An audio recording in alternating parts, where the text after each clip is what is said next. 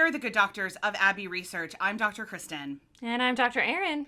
You are exceptionally welcome to our corner of the internet, where we are going to be talking this week about Haiti's economy in the last installment of our month-long investigation into Haiti, the effects of colonization, the effects of Papa Doc, just a lot of how incredibly and perpetually screwed the people of Haiti are by forces entirely out of their control. And really, there's no better encapsulation of that than a conversation about the economy. Yeah. Because, I mean, Christ the night. And like, you know, all of this stuff intersects, and we've been saying that for the last 3 weeks. You know, you can't talk about healthcare without talking about the economy and colonial legacy and Papa Doc and, you know, all this kind of stuff. They all intersect so much. But this one, even more so. Yeah. So let's get into it really quickly. I think for both of us, what we knew about the economy was from all of our previous research was that it's not great. Yeah. I mean, I just knew it was always unstable, always underdeveloped. But, you know, I knew some of the reasons for that because of when we covered Haiti last year. But this was a good reminder and a good expansion of the why behind that instability and underdevelopment. Absolutely. So I'm going to kick us off here. Just so you know, Haiti was once the richest colony in the entire French Empire, the richest one in the Western Hemisphere. At the time of revolution, they had incredible economic power that they was all tied up in the plantation system and was not being held in Haiti. So they had incredible economic power that the colonial overlords were wielding, and a select group of very light-skinned or mulatto Haitians. Yeah. When the revolution happened, they kept the plantation and slavery systems because just like in the U.S., nobody thought that a burgeoning economy could work without slaves. And they wanted essentially, in so many ways, what the Haitian, revolutionaries wanted was to get the money from the sugar. Yeah.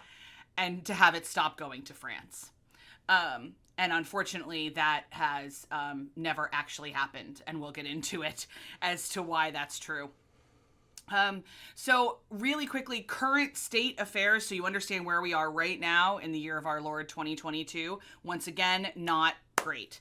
So they were making a little bit of a comeback. I love telling people where we are right now so you don't quasi panic while it's happening. But you kind of should at the same time because they were making a bit of a comeback and then the COVID. And then you may not know this, but there was an earthquake last year. There was also a tropical storm. So where we're at right now is that the 2021 poverty rate, which is the last kind of, what we have, is at 52.3%. So that's not great at all, obviously. There's massive inequity. Also, the richest 20% of the population holds more than 64% of its total wealth, and the poorest 20% has less than 1%. And that disparity is massive. As big as the disparity feels in the United States, it is not as big as that. And they just they have a GDP per capita of $1,815, which is the lowest in the region, and less than a fifth of the average in the region, which is $15,000. So the region we're talking about, the rest of the Caribbean, Latin American countries, all of that, the GDP per capita would be $15,000. So GDP per capita, what does that mean? Gross domestic product is how much money does the government generate per citizen. So per citizen, the government generates a little under $2,000 US. It's just staggering. So what are the key issues here? We got to talk about foreign intervention. Not only military, but aid intervention, instability, and natural disasters. And I'm going to put COVID into the natural disaster category. Fair. Because I think in terms of scale, it is like a global hurricane in terms of how it disrupted systems and everything else. So I'm going to do that. Okay, so let's get into the aid situation. Aid in Haiti has been a thing since the early 20th century, most likely even before that, in terms of the diaspora sending money back. So but formal government aid since for most of the 20th century. Generally, all foreign aid that has gone to Haiti has not gone to the Haitian people. It has either been held up by with several exceptions, our beloved Partners in Health, World Central Kitchen, some other people that are on the ground. La Santé Haiti, I know, is doing really good. But in general, you send money to the UN for the UN to give it to Haiti. That is going to Haiti's politicians and leaders. It is not going to the Haitian people. You send money to the American Red Cross. It's going to the admin of the American Red Cross in Haiti and not to the Haitian people. However, as Westerners, we had terrible understandings of how international aid worked really until recently, when a couple really wonderful whistleblowers in the early 2000s started to release documents and say, no, you need to see what's happening.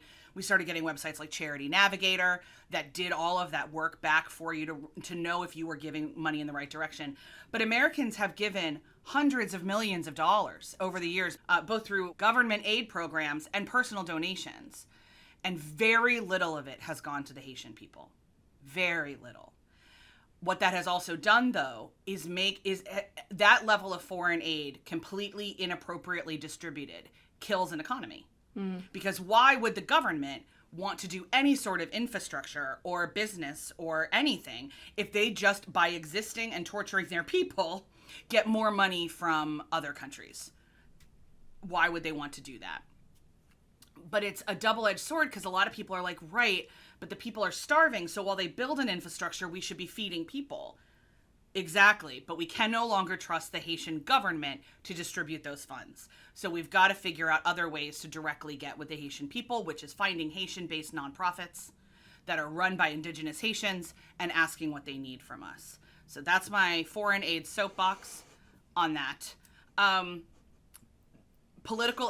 should also say the foreign intervention, because we've said this in other videos. I forget I didn't say it now. France decided to make them pay an absolutely massive debt called the independence debt once Haiti became independent, arguing that they now owed them for all of the lost property that Haiti's independence caused. It's disgusting. And it crippled anything they did have. Because just like the student loan crisis in contemporary United States, anything you try to make gets swallowed up by interest or swallowed up by everything else. So that wasn't great. Political instability, obviously, when political is, I shouldn't say obviously, maybe you don't know this. Anytime a country is politically unstable, you cannot get foreign investors to come in and build foreign companies or anything, which is always an important Kickstarter to indigenous business after a recession. Ireland is a great example of this. After the 2008 recession, what really kicked them off was making sure they were hospitable and stable to major American and European tech companies to come and have data centers in Ireland. Once that happened, then indigenous Irish business could really take off in a much more stable manner because the market saw that foreign investment in terms of business offices, capital, people, meant that the country was stable. So political instability is not just terrible for people's emotional health. It's also terrible for economic growth. They also just had natural disaster after natural disaster and they never really get a chance to rebuild. So all of this is really, really intense. For the last decade, Haiti has run an average annual trade deficit of $190 million. That's monopoly money. I don't know what that means. I do know that it's that's essentially the income of a average, MLS team. The major industries are still sugar, refining, flour milling, cement, and textile. Textiles account for 90% of all of its exports. America is the biggest trade partner. Tourism is really important to Haiti. But with COVID and everything, they've obviously lost quite a lot of problems. They also don't know really how to do tourism. Royal Caribbean has its own private island on the tip of Haiti called Labadee that all of their ships go to, but none of the cruise passengers are allowed to go into Haiti because Haiti hasn't made infrastructure to get anybody from that place to the rest of Haiti. Local Haitians are employed, and that's great. I've been to Labadee several times and talked to people about how do you want tourists to come, and they're like, we just wish the government would build a road so you guys could do day trips out of Labadee. and you could see the rest of the peninsula. They're like, as long as you pay us in dollars and your tips, like, this is a good job for us. Like, we're really happy here. But they don't know how to do tourism. Not really, especially in comparison with the DR, which is its neighbor. Then the DR gets like an average of 8 million tourists a year, and Haiti gets less than 1 million. And a huge part of that is infrastructure. I would also imagine there's some tour guides and tourist companies that remember that in the 70s, Papa Doc once propped a like dead corpse up in Port-au-Prince International Arrivals. And they were probably like, you know what we don't need?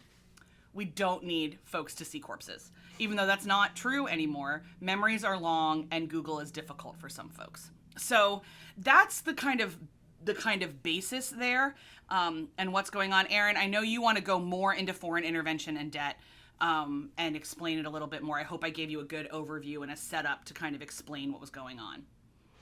Yes, thank you. All right. So, as Kristen already mentioned, Haiti's reclamation of debt owed, which they actually called reparations, which is pretty hilarious. They basically sent some ships to Haiti in 1825. Independence is in 1804.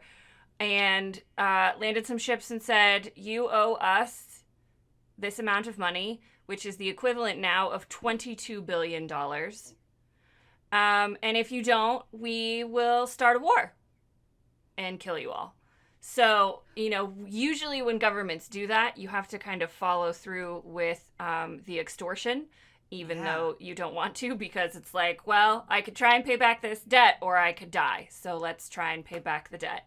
But there's lots and lots of reporting about this, especially recently, because the New York Times did an extensive series called Ransom that goes into this relationship and what some of the scholars are calling the ecosystem of colonialism, which I like that phrase. I know.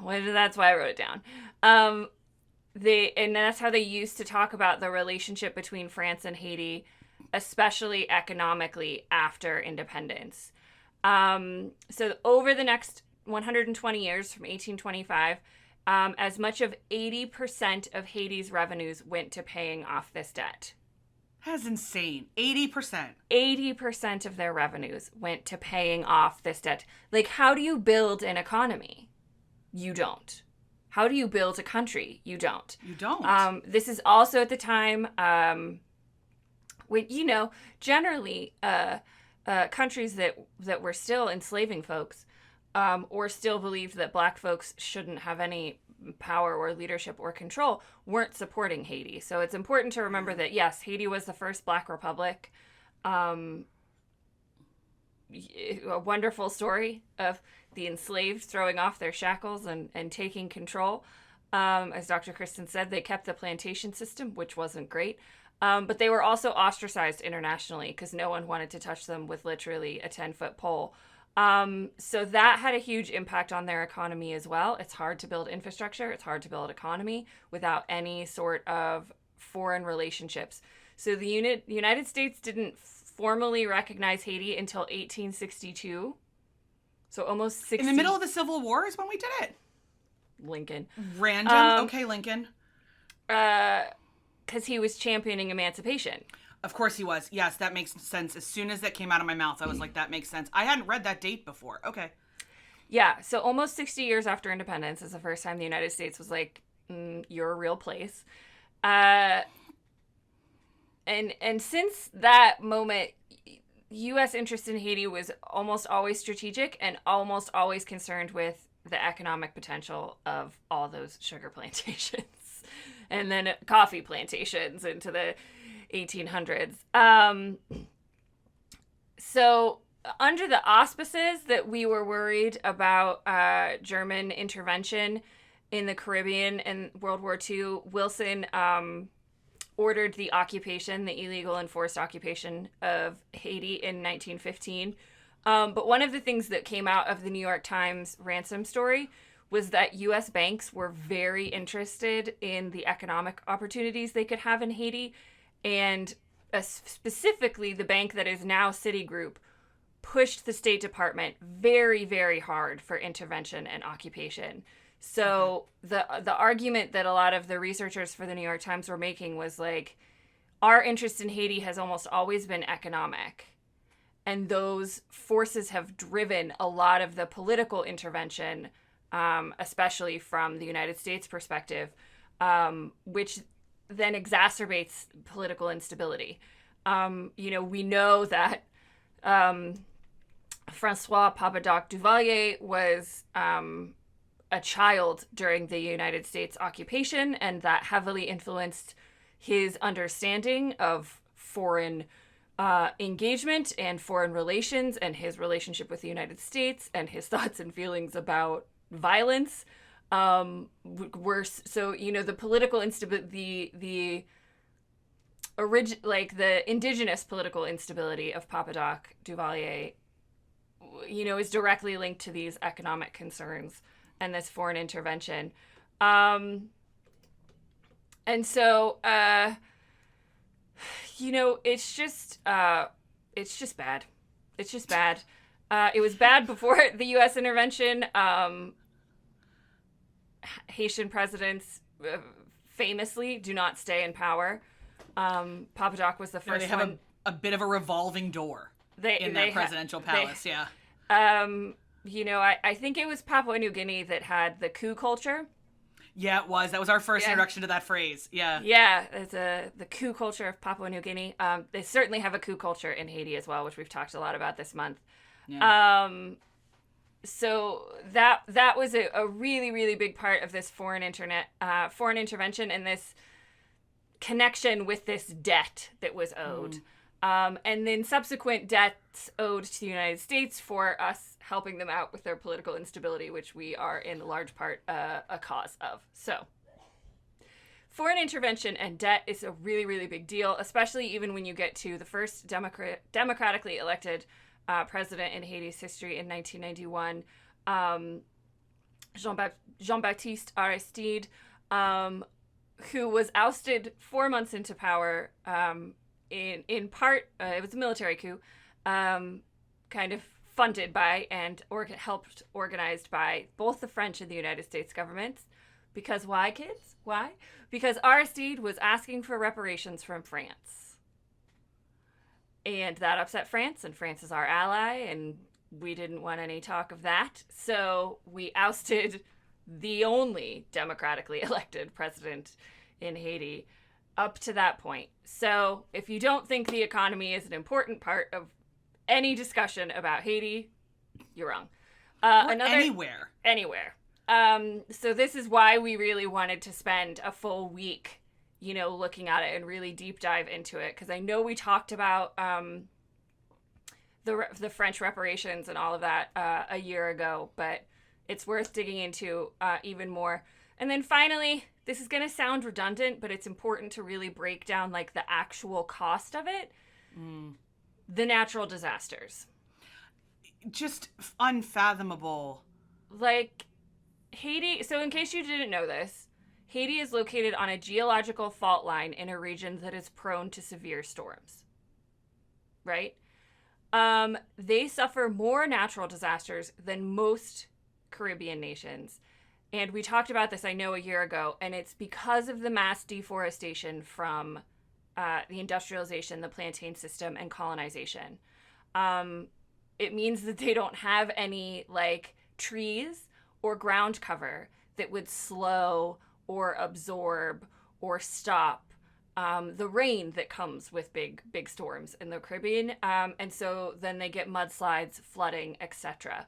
Flooding and mudslides strike Haiti at twice the rate of the Dominican Republic, which is on the same island. And then you have all of these issues, that political instability, lack of infrastructure, having to pay off France for so long, you can't build roads, impact the disasters as well. There's a lack of city planning, substandard infrastructure and housing, and a widespread still dependence on subsistence farming. So it's just bad. It's bad, and I have some stats to tell you even to make it even worse. More than 96% of the population is exposed to the shocks that come from these natural disasters, hurricanes, floods, earthquakes. On August 14th, last year, 2021, an earthquake measuring the magnitude of 7.2 on the Richter scale struck the southern region of Haiti, an area where approximately 1.6 million people live. The earthquake's epicenter was recorded 12 kilometers south of Saint Louis du Sud and 125 kilometers west of Port-au-Prince. The direct human toll of the earthquake was 2,000 deaths, 12,000 injured. But in terms of infrastructure, 54,000 houses were destroyed, 83,000 buildings were damaged, including schools, health facilities, public buildings. The results of the assessment of the effect of the earthquake from last year estimate more than 1.6 billion US dollars in damage and losses. So, like, how do you possibly recover from this? They had damages estimating 32% of their 2015 GDP with Hurricane Matthew. The 2010 earthquake decimated 120% of the country GDP. They got more than all of their, extra. All of their gross domestic product, and then extra. So climate change plays a huge part in this as well. But when you don't have infrastructure, when you don't have roads, when you don't have safe buildings, and you don't have any way to mitigate the effects of being in this geographical location, and then, honest to God, y'all, I have no idea how an economy ever recovers from that amount of destruction. Without, as we talked about, and then you add the problems of foreign aid. So every time they get struck with another natural disaster, the Red Cross is like, oh, we've all got to go to Haiti and help out. But as Kristen said, what that money goes to is paying American workers for the Red Cross to work in Haiti. And so we're in this, it's this weird, I don't know, it's like three wheels together. And, one is foreign aid, one is colonialism, one is natural disasters. And it's like they're all spinning all the time, and we're in this constant cycle. And it really, I'm sure, to the Haitian people, seems impossible how they would get out of it. But boy, is it a doozy, the economy of Haiti. And that we didn't even say out loud their president was assassinated last July before the earthquake. Yeah. It's just... And they've had massive riots this year. Over 500 people have already died. 500 people are dead already. Yeah, the UN's talking about it. Nobody else is, but... No, we're too busy talking about other things here in the States. We're too busy speculating about other things here in the States. Yes, indeed. So, in terms of, our Jeopardy fun facts, I'll say I didn't really have anything that I think will show up on Jeopardy this particular time. But I will say that something I was really struck with as I was reading about all of the various U.S. occupations was that in the 1915 one, the early 20th century one, they built a ton of infrastructure. And then this is so America, no one sat down and had any sort of plan for maintenance. Yeah. No one had a conversation about hey, do you guys actually want this road?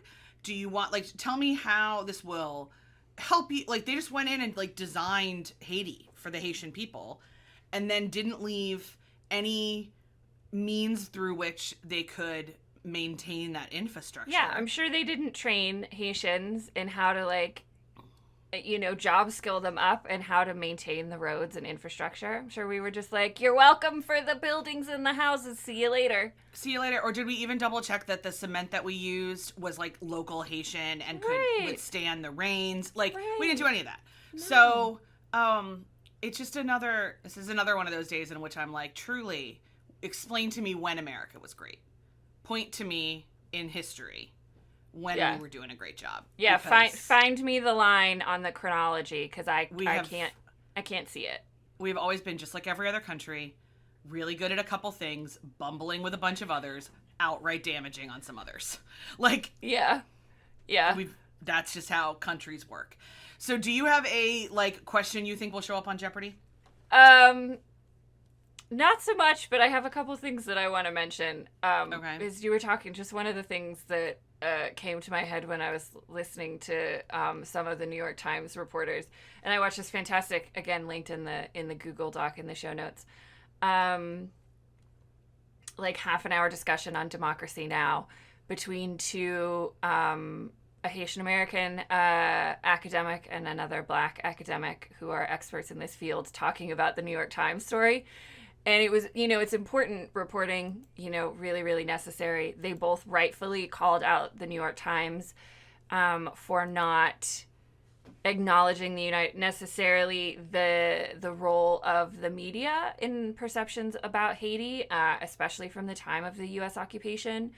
And so there was no recognition of the New York Times culpability in perpetuating stereotypes and stories about Haiti from the time, which they would have liked to have seen in such an expansive reporting, which I think is understandable, a valid criticism. But it was so funny. I forget which academic said it, but he was like, a lot of this, they were talking about, American imperialism, especially from the time of the Spanish-American War, the end of the 19th century up into the Second World War. And, the Roosevelts were real imperialists, and so was Woodrow Wilson. And he said, it's almost like the way that the New York Times is talking about it, they're just discovering American imperialism. Hey guys, look what we found out. It's shocking. And these guys were like, it's not at all shocking. It's called American imperialism. Yeah. But the kind of Jeopardy fact that I found that isn't going to show up on Jeopardy, but I thought was a really interesting point that they made as well, was that the fractious relationship that the American government still has with Haiti, and the fact that President Obama, who was the first Black president in the United States, never visited Haiti as the first Black republic. It was wild. And I thought that was for someone who was so conscious of the symbolism of his election, and who would have 100% known about Haiti and the revolution, and he is an avid student of history. For me, it's just indicative. I'm not saying I blame President Obama. I'm saying it's indicative of how tense and fractious our relationship is, that we couldn't even make that happen. I'm thinking about, he was president in 2010. Yeah. And he didn't go, which just boggles me. I would have, if you would have said, did you know Obama didn't visit during, after the earthquake, I would have been like, you're lying. Of course he did. Well, the thing is, I could see him, because I remember there was a lot of criticism after the earthquake of Haitians saying, don't come here, you're wasting our water. Right. So, that there was no then, hey, I'm going to visit in 2014, see how you guys are doing, bring some, but that there's no, I'm going to do some Google searching and see if he's ever made statements on Haiti, because I'm really, really fascinated now to know. I know. Yeah. That's why I thought it was kind of a good Jeopardy-ish. Yeah. Jeopardy adjacent conversation, because and the points that they were making again in the Democracy Now! Video were about we wouldn't have a President Obama without emancipation, and I am in the middle of reading a book right now about the impact of the Haiti as the Black Republic on African Americans, and they had a massive impact on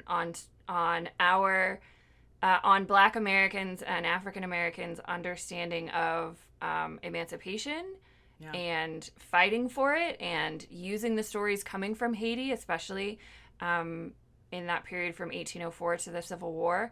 So, arguably we wouldn't have a Black president without Haiti's independence movement.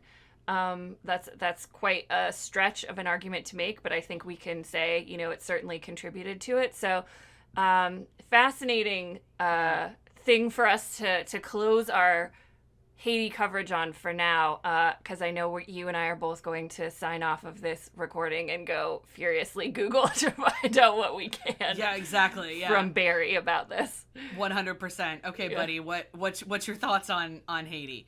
So, well, I think that's all we've got for now. Yeah, we will hit pause. So tomorrow or next in the playlist, depending on when you're joining us, we would love for you to join us for the 2004, I think, documentary from Jonathan Demme. Yes, that guy, the guy who won Oscars for Philadelphia and Silence of the Lambs. He made 2 documentaries about Haiti during his lifetime, and one of them is called The Agronomist, and it is on Amazon Prime. And so we found that. It's about the incredible life of the activist